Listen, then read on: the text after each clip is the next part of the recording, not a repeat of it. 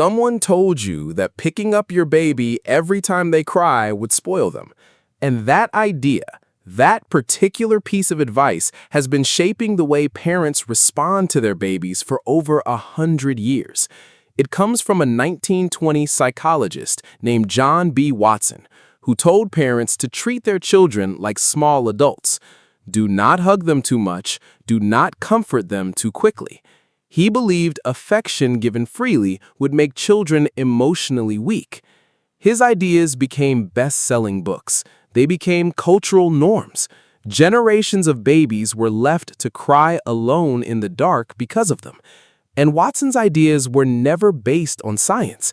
They were based entirely on his personal philosophy. What science actually found is almost the precise inversion of everything he said. In the 1950s, psychologist Harry Harlow gave newborn monkeys 2 artificial mothers. One was cold wire with a bottle of milk. The other was soft cloth with no food at all.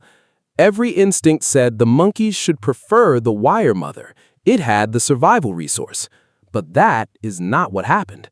The baby monkeys spent almost all their time clinging to the cloth mother.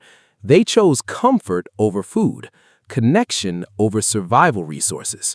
What Harlow proved in a way impossible to ignore is that physical comfort and emotional responsiveness are not luxuries. They are a biological need as fundamental as food.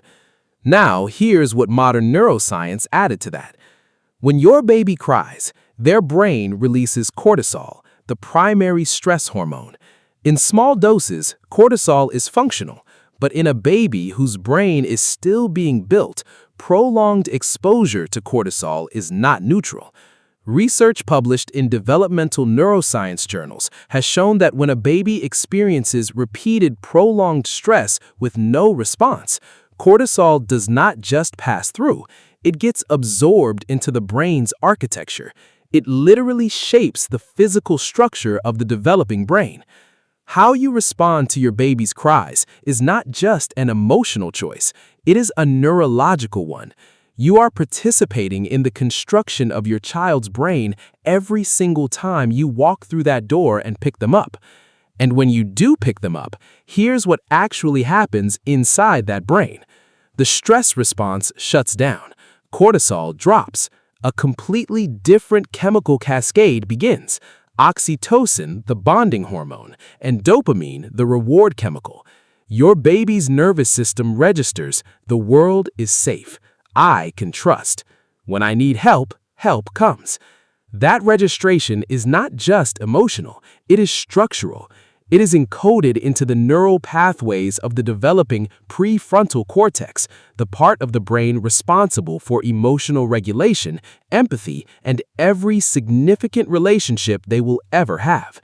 Every time you respond to that cry, you are laying down a pathway that says comfort is available, connection is real, I am not alone. Mary Ainsworth's strange situation experiment in the 1970s showed us what different response patterns produced. Babies whose needs were consistently met, securely attached. Babies who experienced inconsistent caregiving, anxiously attached, living in constant alarm, unable to trust that safety was real. And then the group that surprises everyone. Babies who showed almost no distress when mom left and almost no reaction when she returned. They seemed fine, independent, easy. When scientists measured their cortisol levels, these babies were just as stressed as the anxious ones. They had simply learned that expressing their need for comfort was pointless because it never worked. So they turned the signal off. They stopped crying, not because they were strong, because they had given up. That learned suppression does not disappear. Adults with this avoidant attachment pattern struggle to ask for help, have difficulty with emotional intimacy, and often carry anxiety and depression beneath an apparent self-sufficiency. The easiest baby may be the one whose brain is working hardest alone. John Bowlby, the researcher who built the entire framework of attachment theory, found something that changes the conversation about independence completely. Securely attached babies explored more, not less. They were more curious, more willing to take risks, more able to recover from setbacks because they knew, if things go wrong, I can come back. The base is safe. The way to raise an independent child is to hold them close first. Now, here is the finding that removes the guilt from every parent who has not been perfect. Researcher Ed Tronick studied what he calls the rupture and repair cycle. He found that even the most loving, attuned parents get it wrong 30% of the time. They misread cues. They respond too late. They have days where they're too exhausted to give their best, and that's okay, because babies don't need perfection. What builds resilience, what actually strengthens the neural pathways of secure attachment, is the repair, the coming back.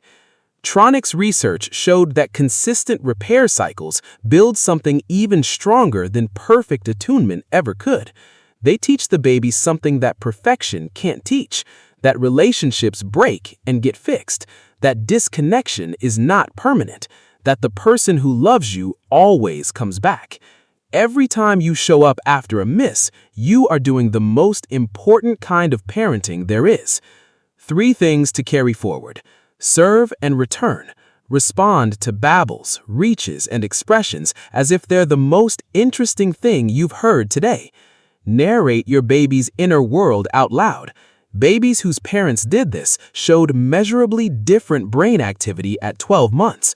And physical contact, skin to skin, holding, presence. Researcher Ruth Feldman found that this contact can actually influence which genes are switched on or off in the developing brain. Holding your baby is not spoiling them. Holding your baby is doing neuroscience. The myth was wrong. Not slightly wrong, completely, precisely backwards wrong. It is not love that makes children fragile. It is the absence of love. It is not responsiveness that creates dependency. It is unresponsiveness. The next time you walk through that door at midnight and pick them up, you are an architect building a foundation. You are writing the first sentence of your child's lifelong story about whether the world is safe and whether they are worth showing up for. You are answering yes. And that's the most important thing you'll ever do. Subscribe.